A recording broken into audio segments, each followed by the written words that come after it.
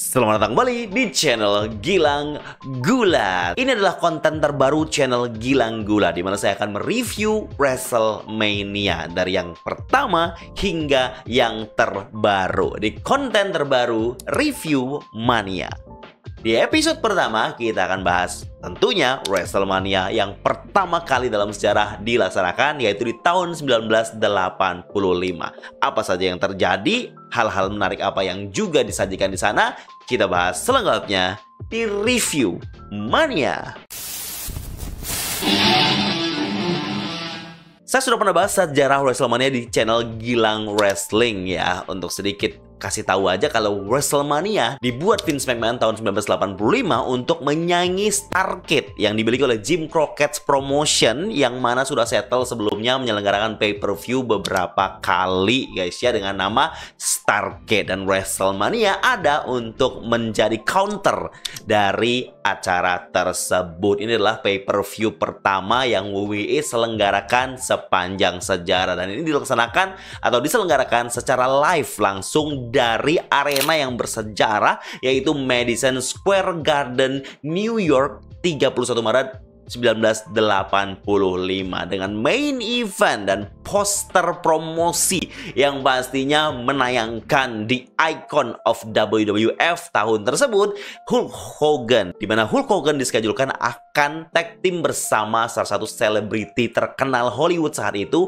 Mr. T, yang akan menghadapi heel yang dimana cukup mengesalkan bagi banyak penonton saat itu, bagi banyak fans saat itu, adalah Paul Orndorff, Mr. Wonderful bersama Roddy Piper. Build up yang oke yang mereka sajikan di berbagai event tapping ataupun tayangan mingguan WWE menuju WrestleMania ini, dan juga cross promosi yang WWE lakukan di channel-channel lain. Ini pastinya tujuannya untuk membuat WrestleMania pertama kali dalam sejarah terasa spektakuler dengan level yang pastinya lebih daripada acara-acara sebelumnya. Hal pertama yang saya notice dari WrestleMania yang pertama, karena saya nggak pernah nonton WrestleMania zaman dulu ya secara full, baru saat ini yang saya lihat adalah ya bagaimana presentasi yang mereka sajikan di sini. Yang pertama yang sangat dinotis adalah penyajian tayangan kamera demi kamera yang cukup kaku karena memang ya zaman dulu ya.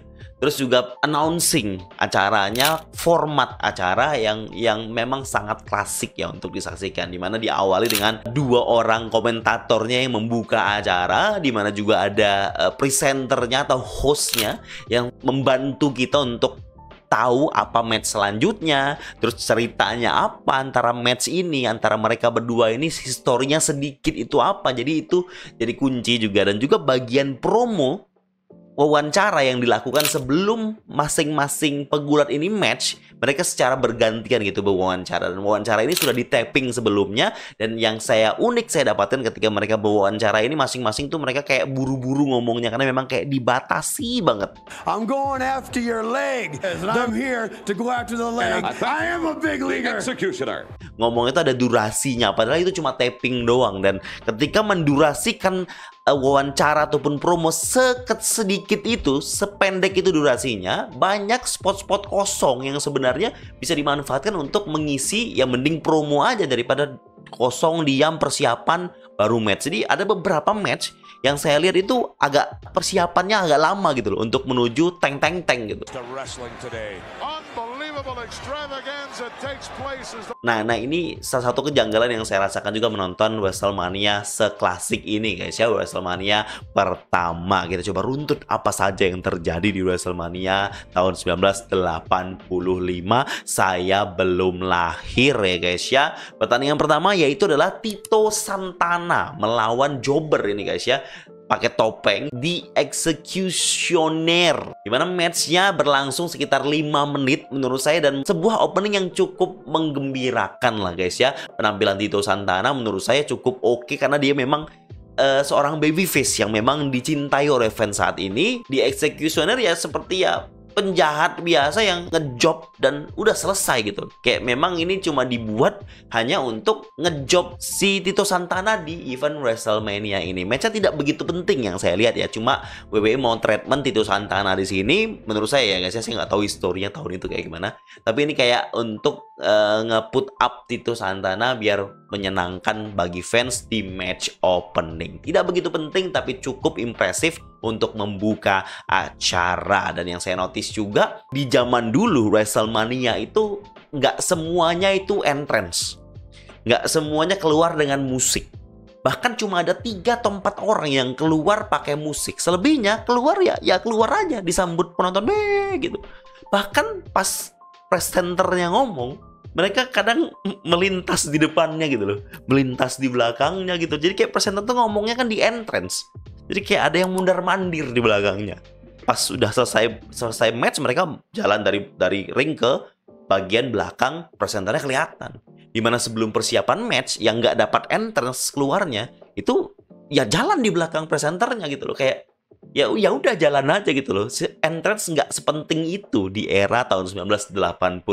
Itu yang saya dapatkan guys ya. Match kedua adalah King Kong Bundy. Ini salah satu pegulat berbadan besar yang juga jadi bagian main eventer dan ya mendekati Mick Carter saat itu guys ya, melawan SD Jones atau Special Delivery Jones. Jelas dari namanya aja ini jobber. Dan matchnya sangat-sangat singkat, hanya berlangsung 24 detik saja guys. Ini squash match ya, yang menunjukkan kekuatan King Kong Bundy sebagai orang besar. Kalau dibandingin memang ya, apple to apple-nya memang nggak seimbang matchnya sejak awal. King Kong Bundy hanya ingin menunjukkan kekuatannya. Squash match didapatkan oleh si jobber SD Jones. Match ketiga kita ditemui oleh Ricky Steamboat melawan Matt Bourne. Jelas ini siapa yang paling terkenal di sini guys ya. Ricky Steamboat berpromo dengan badannya yang sangat-sangat berotot saat itu, yang sangat prima saat itu. Di sini harus menghadapi Matt Bourne, match one on one juga yang cukup. Ya saya melihat, saya belum pernah menonton Ricky Steamboat di masa primanya guys.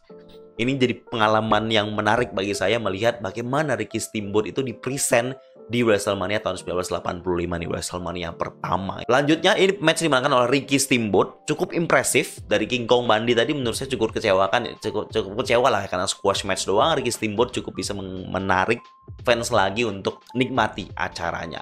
Lanjut lagi adalah nih match yang cukup menarik, yang cukup menyita perhatian banyak fans guys, yaitu adalah Brutus Beefcake melawan David Sammartino. Brutus Beefcake ini ditemani oleh seorang manajer, Johnny Valiant, dan melawan David Sammartino yang merupakan anaknya dari Bruno Sammartino. Saya baru tahu ya kalau Bruno Sammartino tuh punya anak namanya David Sammartino yang memang ditemani banget, dimanajeri bahkan untuk ya membantu memberikan jalan untuk anaknya di dunia gulat profesional. Ini match cukup menarik kalau saya bilang, karena ketika Bruno Sammartino masuk itu fans sudah kayak going crazy gitu, kayak wow senang banget ada living legend datang, walaupun dia nggak match, dia nemenin anaknya doang.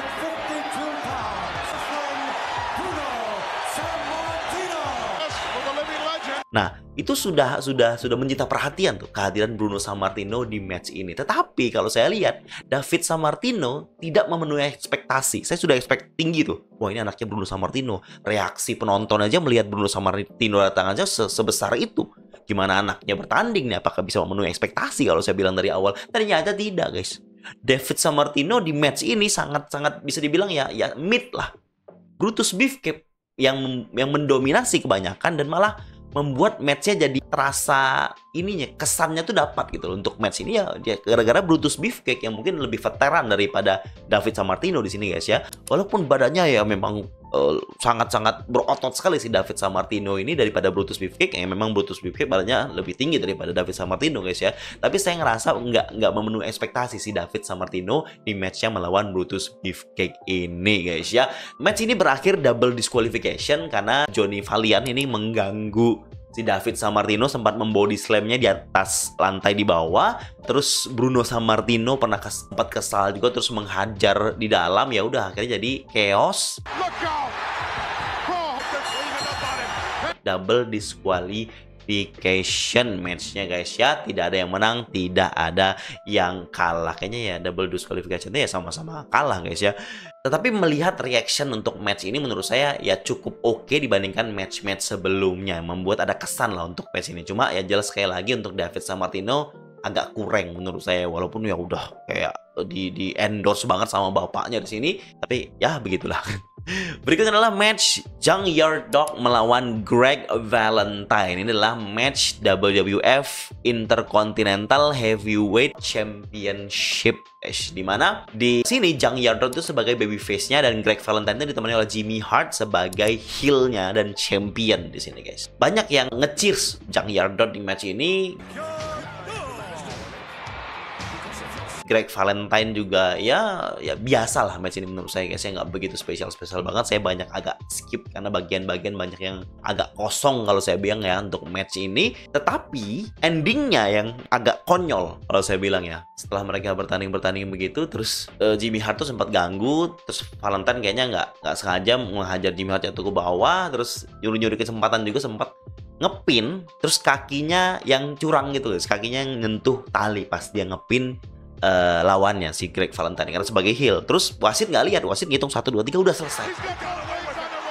Dan hal yang setelah ini terjadi itu tidak pernah terjadi di era sekarang, hampir nggak pernah terjadi ya, yaitu dimana pas wasit ngitung itu wasit nggak lihat kalau kakinya si Greg Valentine itu udah nyentuh tali, baru break harusnya yang sudah harusnya menang gitu, teng retain championship. Terus ada Tito Santana datang protes. Nah itu tadi itu kakinya nyentuh terus wasit menganulir keputusannya sendiri, guys. Wasit menganulir teng lagi jadi. Udah teng lagi. Pas teng lagi, ini Greg Valentine udah gak mau masuk, dia udah pegang champion. Jimmy Hart udah mau pergi sama Greg Valentine. Terus dihitung sama wasit count out. Greg Valentine tuh diri aja dia nggak mau naik gitu pas count out karena dia tahu count out title nggak pindah. Kocak kalau saya bilang, ya. Sempat menganulir keputusannya sendiri si wasit ini gara-gara dikasih tahu si Tito Santana kalau tadi ada kakinya menyentuh tali. Bisa gitu ya. Ya udah, walaupun nggak dapat champion si Jung Yardok, ketika diumumkan dia menang, dia seneng, guys. Dan Greg Valentine marah dia gara-gara dikalah.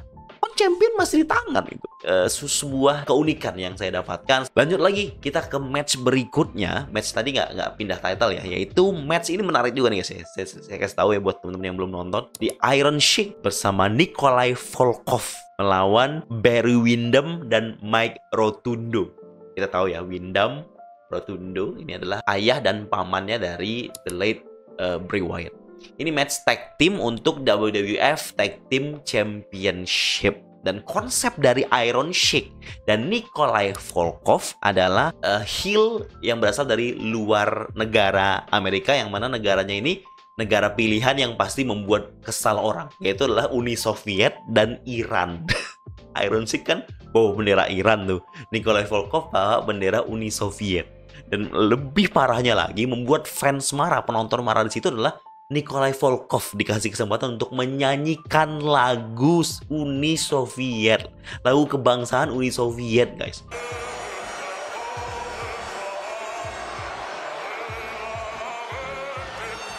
Dan saya cukup kaget juga, cukup heran juga ya. Penonton melempari mereka dengan benda-benda, guys. Entah bendanya apa, entah gabus, entah os kaki yang digulung, entah batu, saya nggak tahu, guys. Tapi ada barang yang dilempar ke ring. Dan itu sebuah hal yang lumrah di era itu, guys, ya. Dimana dilempar-lempar tuh it's okay gitu loh. Nggak ada security yang menghalangi juga. Karena memang mereka pantas dibenci. Karakter Nikolai Volkov dan Iron Sheik ini yang ditemani oleh Fred Blassie. Terus pahlawan mereka datang. The Babyface Tag Team, yaitu The US Express, Mike Rotundo dan Barry Windham ditemani oleh Lou Albano. Ini match yang cukup fun menurut saya. Saya enjoy banget match ini. Bagaimana teknik yang dilakukan oleh Mike Rotundo dan Barry Windham sebagai tag team di sini, guys. Dan karakter kuat yang sangat dibenci si Nikolai Volkov dan Iron Sheik membuat saya cukup fun menonton match ini, guys, ya. Tetapi matchnya new champion, guys, ya. Hampir 7 menit mereka bertarung. Iron Sheik, Nikolai Volkov bisa memenangkan tag team champion di malam itu. Kenapa? Karena kecurangan yang tidak dilihat oleh wasit. Ya, namanya heel ya, yang paling dibenci lagi heelnya. Heel dari luar negeri, dari musuhnya Amerika. Si Iron Sheik itu punya kayak, dari manajer itu kayak ada tongkat gitu. Wasit nggak lihat, dia pukul tongkatnya ke kepalanya Barry Windham. Nikolai Volkov tinggal ngunci aja, wasit nggak lihat, ya udah dengan kecurangan tersebut, di WrestleMania pertama, we have a new WWF Tag Team Champion, guys. Lanjut lagi, kita langsung menuju 3 match main event, guys ya, untuk WrestleMania pertama, yaitu adalah match pertamanya Andre the Giant melawan Big John Studd. Ini disajikan dengan stipulasi yang menurut saya sangat menarik, yaitu lah kalau Andre the Giant menang, dia akan diberi uang $15.000. Kalau Andre kalah, dia akan pensiun. Ini kan si Big John Studd ini dimanajeri sama Bobby Heenan. Bobby Heenan era zaman dulu tuh kalau jadi manajer oke banget, guys. Dan kalah menangnya bukan pinfall atau submission, tetapi body slam. Kalau Andre the Giant bisa body slam, udah selesai matchnya, menang dia. Terus Big John Studd menghindari body slam dengan yang mengulur waktu. Kalau waktunya habis, ya udah Andre the Giant kalah dan dia langsung pensiun. Jelas nggak pensiun dong, karena kita tahu WrestleMania pertama bukan WrestleMania terakhirnya Andre the Giant dong. Andre the Giant di sini tampil menurut saya Giant lawan Giant, ya jelas lambat, guys.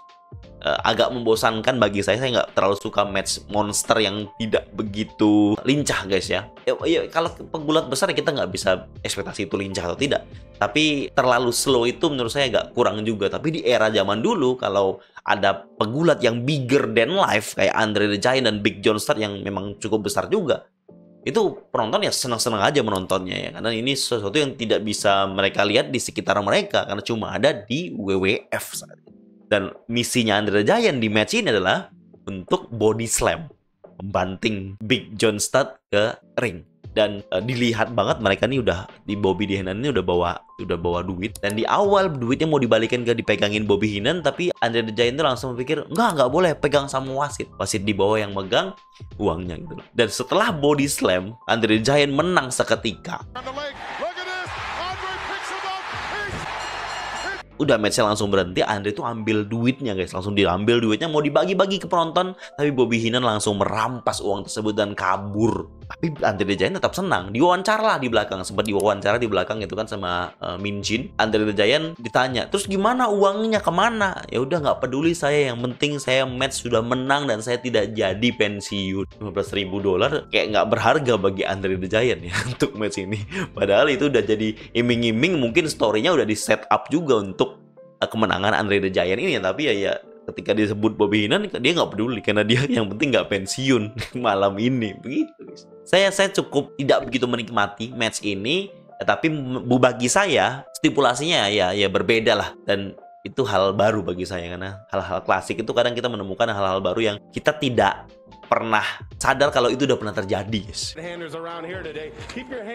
Kita lanjut lagi ke match berikutnya, Women's. Finally kita punya match woman. Dari 9 match cuma 1 match woman. Dan ini match besar juga, guys. Karena match ini dipromosikan di MTV. Karena ada selebriti terlibat di sini. Yaitu adalah Wendy Richter melawan Leilani Kai, champion, untuk memperebutkan WWF Women's Championship. Dan di sini Wendy Richter itu ditemani oleh artis, yaitu Cyndi Lauper, yang era itu cukup terkenal.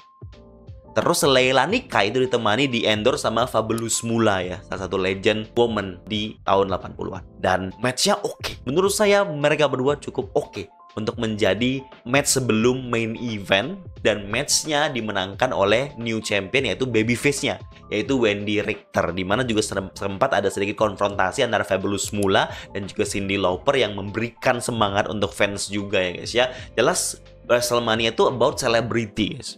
Selebriti terlibat itu ya untuk menaikkan strata WrestleMania daripada acara-acara biasanya, dan WWE melakukannya di WrestleMania pertama ini. Bahkan di main event tuh bertabur bintang, guys ya. Di main event bertabur bintang. Kita sambut ke main eventnya, guys.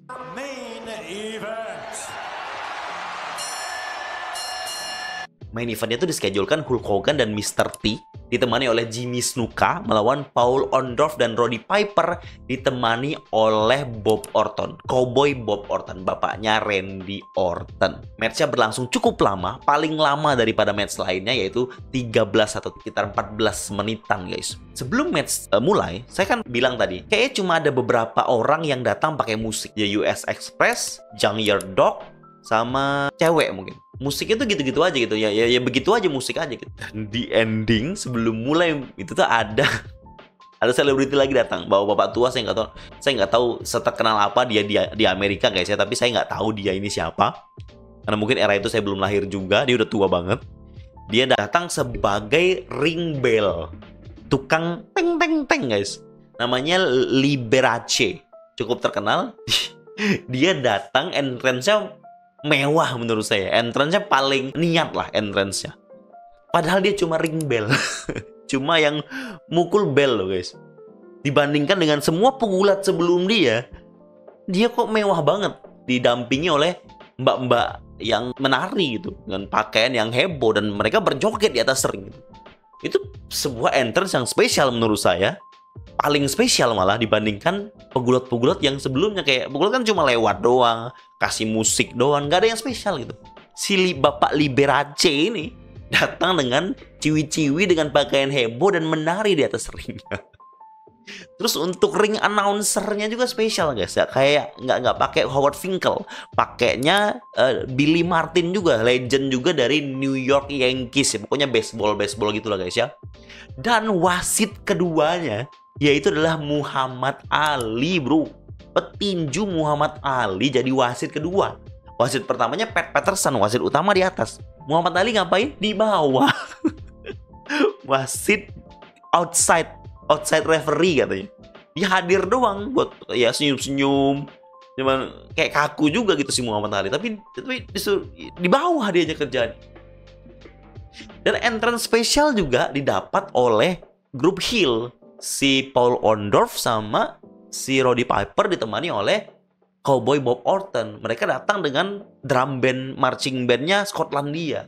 Untuk entrance-nya dipimpin oleh Roddy Piper. Dan FYI, Roddy Piper itu di era di masa mereka feud menuju WrestleMania ini, Roddy Piper mendebut talk show-nya Piper Speed. Nah, Piper Speed itu lahir di era menuju WrestleMania ini guys, untuk build up match ini. Dan ini kan jelas match-nya selebriti ya, dan paling utama, dan memang tujuannya untuk nge-hype, membuat level spektakuler itu melebihi semuanya. Dan berhasil guys. Menurut saya fans sejak awal tuh udah excited banget untuk nonton main event ini. Keluar tuh grup heel, dibu penonton dengan suara marching band Skotlandia itu. Terus keluarlah bintang kita, Hulk Hogan, Mr. T, dan Jimmy Snuka. Musik Hogan keluar tuh udah ditunggu guys. Orang sudah pakai merchandise-nya Hogan. Pas musiknya muncul, semua itu penonton riuh semua.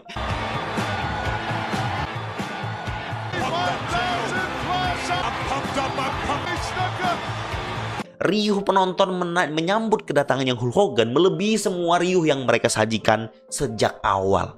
Riuh yang mereka berikan sejak awal, yang saya rasakan itu guys. Semua entrance ya ada riuhnya, tapi nggak sebesar riuhnya pada saat Hogan masuk bersama Mr. T dan Jimmy Snuka. Selama sekitar 13 menit, 14 menitan. Match-nya itu sebenarnya nggak spesial-spesial banget. Biasa, ya oke lah lumayan. Cuma reaksi fans di acara itu, WrestleMania di Madison Square Garden ini, membuat match ini kayak kualitasnya jadi enak buat ditonton, dan feel menonton sebuah pertandingan gulat tuh sangat-sangat terasa. Walaupun kita tahu ya di era itu tahun 85 kan fans kalau nonton ya dia cuma nonton yang ada di ring, layar nggak ada. Kalau dia nonton beli tiket yang paling jauh, jadi cuma lihat nggak jelas gitu, cuma lihat ring doang sama orang-orang gerak-gerak gitu. Kalau sekarang kan enak tuh kalau nonton di arena ada TV besar yang bisa kita lihat TV-nya. Bahkan kalau kita nggak kelihatan, kita bisa lihat TV di HP kita sendiri gitu, nonton streaming. Nah di era situ kan jauh loh ngelihatnya orang kalau begulat di tengah-tengah itu. Tapi tetap fans tuh sangat-sangat excited, berteriak, ramai, riuh gitu. Terus aksi Paul Orndorff dan Roddy Piper, saya bisa acungi jempol. Roddy Piper oke banget guys di match ini. Mr. T seorang selebriti yang memang berpromo kalau dia udah latihan rutin untuk ini. Membuktikannya dengan membody slam beberapa kali, beberapa gerakan simple dia lakukan ya, seorang selebriti ya. Terus aksinya Hulk Hogan di era keemasan dia di WWF saat ini ya tetap impresif. Setiap dia masuk, tetap setiap pukulan, setiap hajar yang dia lakukan rame penonton, seru gitu. Terus terlibat juga manajer-manajer ini yang menemani nih, si Jimmy Snuka sama si Cowboy Bob Orton ini cukup rame juga. Muhammad Ali sempat kesal karena ada interference dari bawah, itu dia naik ke atas, dia mau pukul-pukul gitu guys. Kayak bingung juga tapi ya, Muhammad Ali itu kayak mau naik ke atas terus mau mukul siapa tuh bingung dia bentukannya. Diem aja gitu, kayak nggak ekspresif, mukanya kayak datar aja gitu loh sih Muhammad Ali di sana. Tapi kan kehadiran dia sama Ray Brace sama Bapak Billy Martin tadi yang announce, itu membuat the whole thing in the main event is a special match. Ya kita tahu siapa yang menang guys ya. Cuma menang endingnya menurut saya kayak nggak puas gitu loh. Karena kan ada kesalahan melompat malah kena Paul Orndorff. Paul Orndorff terkapar, dikunci Hogan.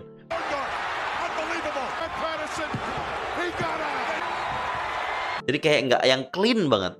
Tapi setelah itu malah bukannya selesai gitu loh. Dari Piper nih kesal, dia pukul wasit, dia pergi. Pat Patterson dia pukul, dia pergi gitu aja. Terus Paul Orndorff yang baru sadar ternyata dia kalah dan dia kesal gitu loh.